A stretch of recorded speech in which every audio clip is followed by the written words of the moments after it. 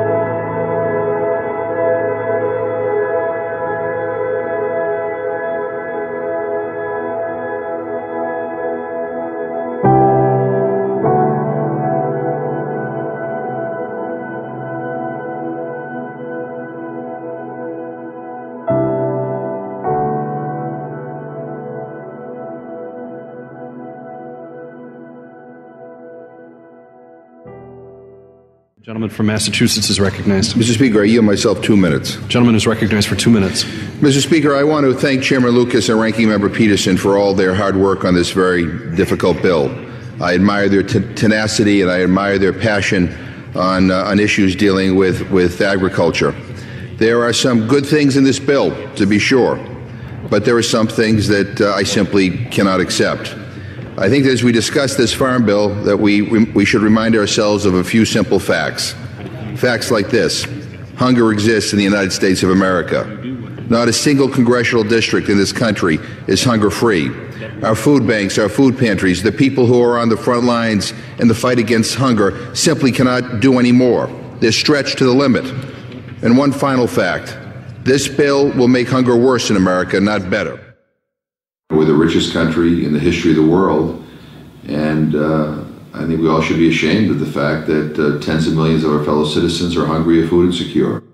I often say in speeches, if you open up your kitchen cupboard and there's a can of tuna fish in there but nothing else, you're not hungry, but there's a real risk you're going to be hungry. Food insecurity is really not having access to food, or being at real risk of not having access to the food.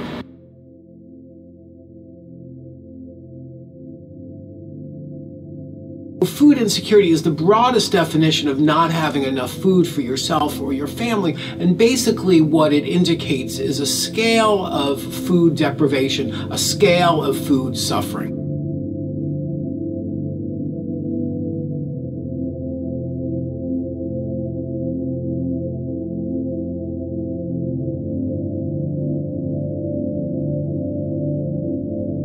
So we know, that hunger and skipping meals, which seems like the kind of thing you imagine happening in countries somewhere else, happens every day here in our cities, and probably way more than most of us imagine.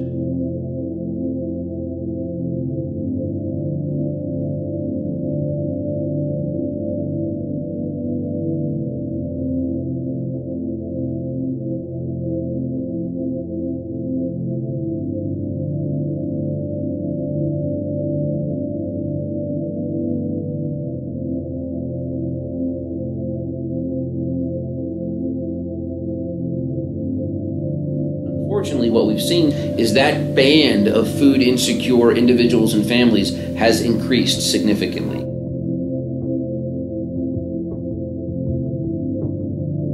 If I judge my success and failure, whether I've helped solve the problem or it's gone worse. The truth is I've been doing this 2 decades and the problem's gotten worse. So I and everyone else working on this issue have failed. And we have to accept that and do something different.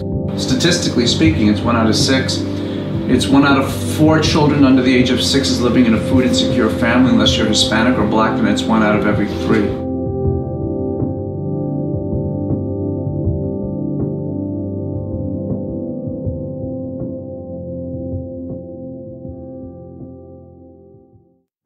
I think everybody has like this image in their head of like a homeless person or person who's experiencing, food scarcity or housing insecurity, and it's not at all like one image.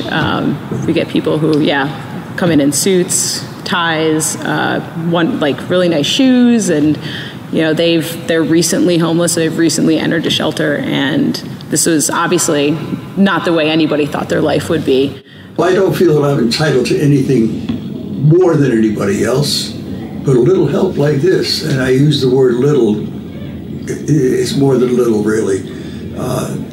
This gives you incentive to spark up your life a little bit. So it goes beyond just feeding us.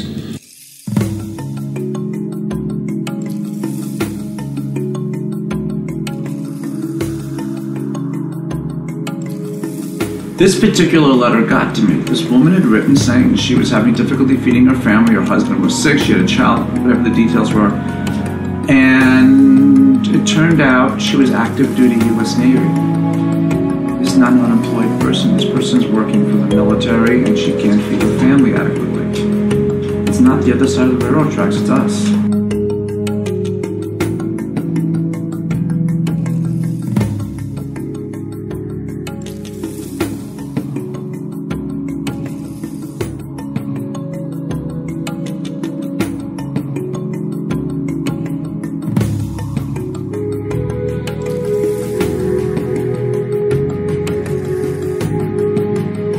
People are often surprised that we have a food pantry in Hunterdon County. We are considered to be one of the richest counties in the country, but that just raises the issue. Hunger affects everyone.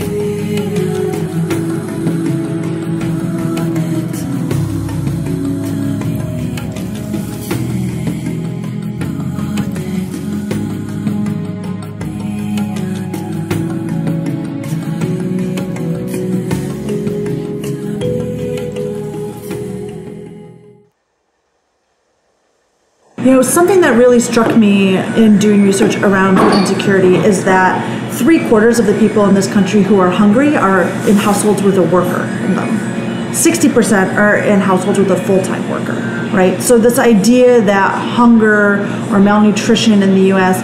is because people are lazy and they don't feel like working, right, is absolutely untrue. Like, you can work very, very hard in this country and you will still not be paid enough to feed your family and sort of live like the basic middle class life that we all think that we're entitled to.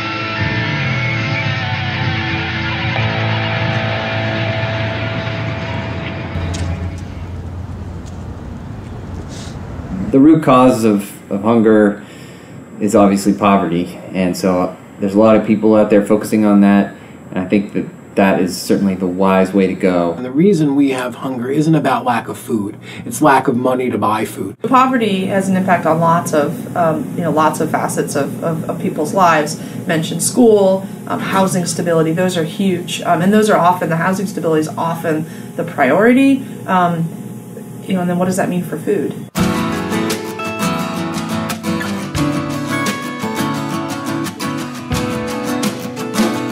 So when I talk about abundance, what I mean is that we're producing about twice the amount of food that we need per person on a calorie level, and that has an impact in how we value, or in most cases don't value, our food. I've done this wrong, this took too long, and I can't stand strong. I lost all my faith, I lost all my will, and the shorter it takes, the longer life feels. I don't wanna be here, don't wanna go home. I found a better place, I found a better world. I don't wanna lose touch, don't wanna be burned. I know we're both young, only got a lot to learn. I'm in Holdridge, Nebraska, outside of the local grocery store, and all this food around me came from the trash. We're gonna run over there and go check out the dumpster real quick, and I'll show you real quick how much more food there was in there.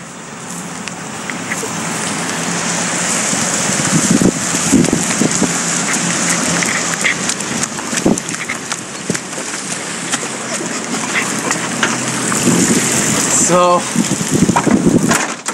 this thing, if you look back here, is just loaded with food. All these boxes, you can't even tell. I mean, check this out. 20-pound bag of potatoes, 10-pound bag of potatoes. That is not going bad. This whole thing is just completely loaded with food. So, I said it before and I'll say it again. We've got no shortage of food in the United States. We've got a distribution problem.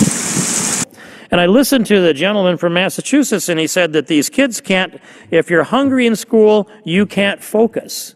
I agree. I think kids need to go to school, and they need to have food in their belly, and they need to go to lunch knowing they can get all the nutritious food that they want to eat, because for many of them, that's the only decent meal they're going to get all day. What comprises this greater Philadelphia area? Well, the Delaware River is a boundary only on the maps. The Philadelphia city limits are mere road markers, pointing the way to a whole new world.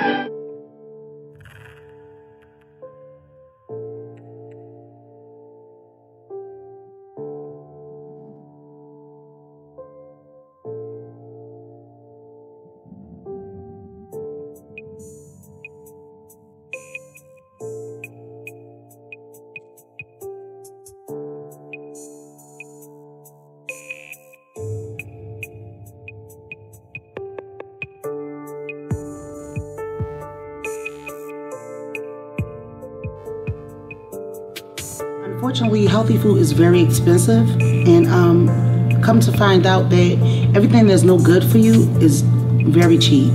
High in sodium, processed food. You want us to believe that it's okay for us to eat healthy, it's okay for us to have access to all this stuff, but there are grocery stores like far and few. And then the poppy stores, you know, as they call them, or the corner stores, they're every corner. You have to go there because of the convenience.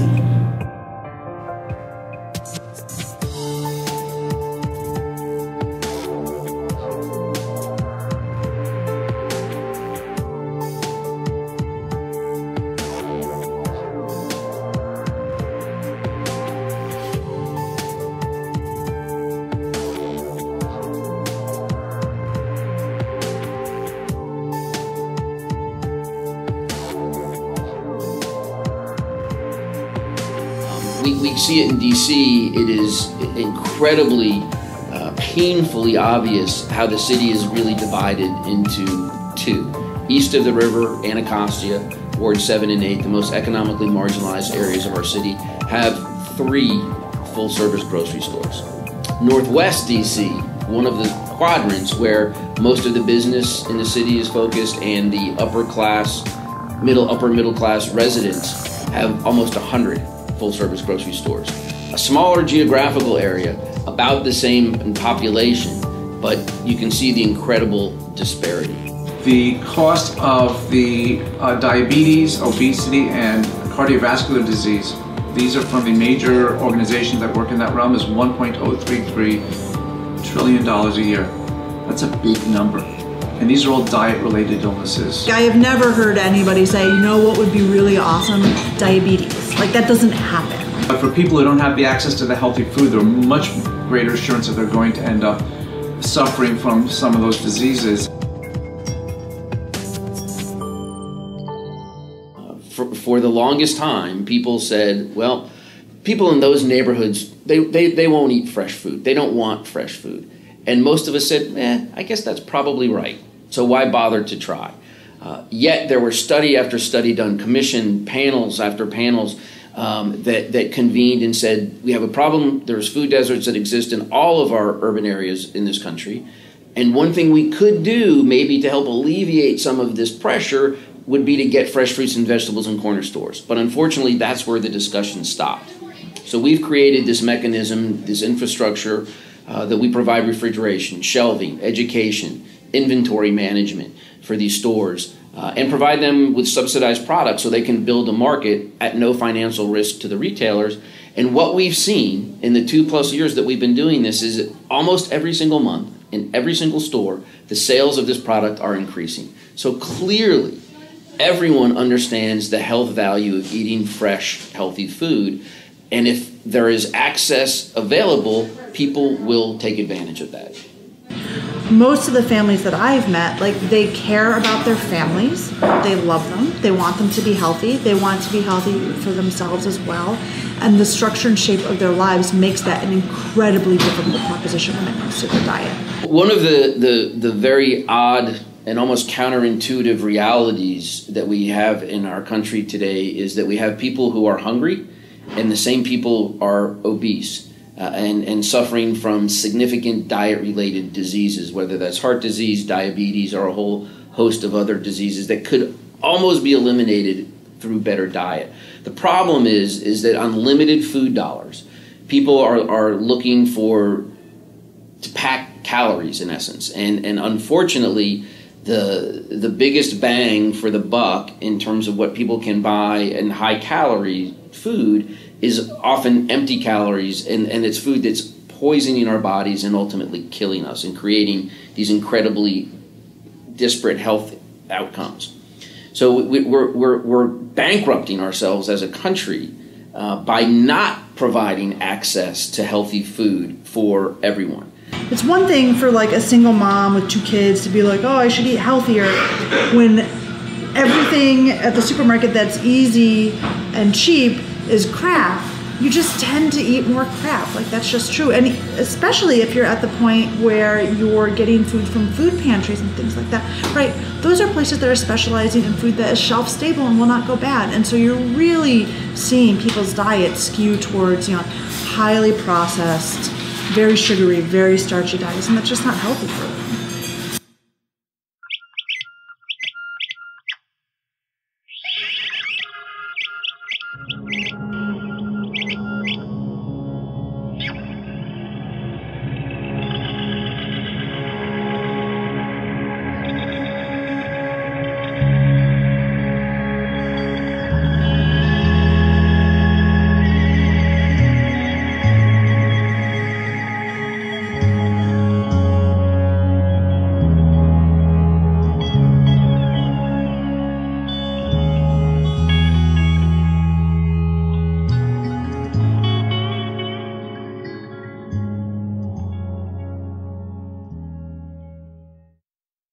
This legislation is commonly referred to as the Farm Bill, but it's also a food bill. And on that note, it falls short. The SNAP cut in this bill may seem small on paper, but it's not to the families that it will affect. It's not to the food banks that are already stretched well beyond their means. In New York City, 208,000 households are expected to see their benefits drop under this bill. Those are benefits that don't go anywhere near far enough to begin with. We see every day in New York City how deep the need for food assistance is. Our food banks and community hunger organizations are doing everything they can to provide food to hungry families. When you are hungry, or you're at real risk of being hungry, you go to the place where that can be, if not cured, I don't want to say that, but certainly treated. And you go to a food pantry. Federal programs had largely taken hunger and food insecurity off the table as major problems in the U.S. Since they were fully established up until the 1980s when Ronald Reagan was president. And he cut those programs back significantly, and we had a major recession. And suddenly, mainly churches in this country were seeing very large numbers of people who were desperate for food in a way that we hadn't seen since the Depression. And so starting in the 1980s, we began throughout the country to establish emergency feeding programs everywhere. It used to, when I was growing up, these, maybe a city like New York would have one or two places that fed people who were homeless, but there was a very small percentage of the population that needed that kind of emergency food program. Now you can't really even call it emergency food. It's programs that millions of people depend on because none of these benefits are quite enough to get you through the month. Every year we're doing more and more food drives, and every year more and more people are going hungry because the demand is outstripping even the amount of food recovered. Every soup kitchen, food pantry, food rescue group, food bank in America provides about 1/20th of the amount of food distributed by the Federal Nutrition Assistance Safety Net, of SNAP, food stamps, school lunch, school breakfast, the WIC program. And that's even considering that the Federal Nutrition Assistance programs are way, way, way underutilized. So you could double, triple, quadruple charity in America and you barely dent the hunger problem. When people give food to a food drive, they're actually contributing to hunger in America, which is counterintuitive. Because if I go to if my house of worship or my business or my school is having a food drive and I show up with a can of beans or a box of pasta that I bought, they get it goes to a food bank typically, and then goes to a food pantry, and that's perfectly fine. But if I had instead given to the food drive the same amount of money that I spent to buy the product in the first place, that money would have gone to the food pantry, which would have then bought whatever they needed, possibly the same product from the food bank at 10 cents on the dollar. So when I give the box of pasta or the can of whatever, I'm actually throwing away 90% of the good I could have done. Giving away food is not the answer. We really have to get past that point of kidding ourselves that if we just build more food banks or if we give away more free food on the street corners or more sandwiches at the park, that people aren't going to be hungry. That'll never, ever do it. The most important bulwark we have in this country against hunger is SNAP, which used to be called food stamps. It's now called the Supplemental Nutrition Assistance Program. This bill is truly worthy of its name, the Federal Agriculture Reform and Risk Management Act, because of the historic reforms it legislates. Overall, the bill repeals or consolidates about 100 programs. Along with sequestration reduction, it cuts mandatory spending by nearly $23 billion. In the conservation title alone, we reduced programs from 23 down to 13. This change alone saves $6 billion, and I believe does so without undercutting the effectiveness of the needed programs.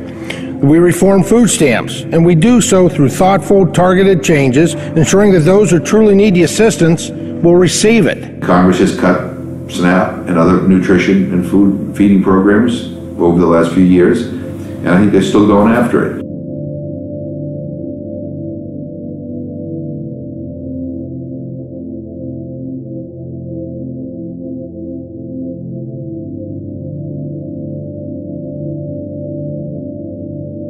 That we are balancing the budget or trying to pay for subsidies to big agribusinesses by taking it away from SNAP. I think is unconscionable. And oh, by the way, depending on how you define miracles, in the environment we've worked together in, this farm bill might not be quite defined by most people as a miracle, but it's amazingly close.